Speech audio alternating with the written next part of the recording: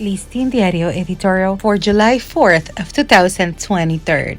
The Census of State Assets. In 1946, the then Secretary of State for the Treasury and Public Credit made the most exhaustive inventory of the real estate that belonged to the state's patrimony at that time.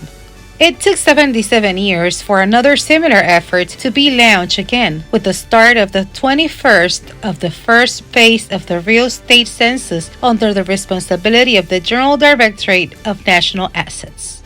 On that occasion, the officials and employees of the different departments of the public administration were required to offer all the information on assets and rights of the state. There were supervisory boards for these assets in all the provinces and communes of the country, which facilitated better updating of this inventory.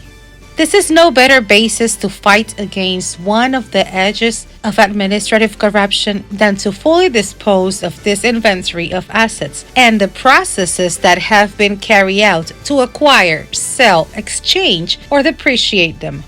When the state does not know what it has, it is vulnerable to frivolous officials disposing of them without any control of consequences.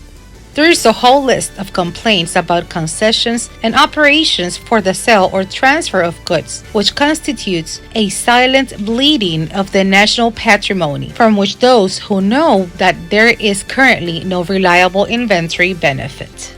Hence, the decision of President Luis Abinader to order an update at the heritage will allow us to discover, if it is carried out honestly and without manichaeism, what has been the fate of those assets and who illegally usurped them in their favor.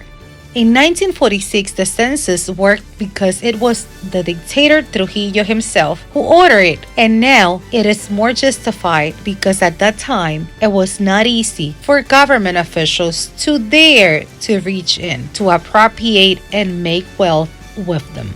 For Listín Diario, voice over and translations by Indira Rodriguez.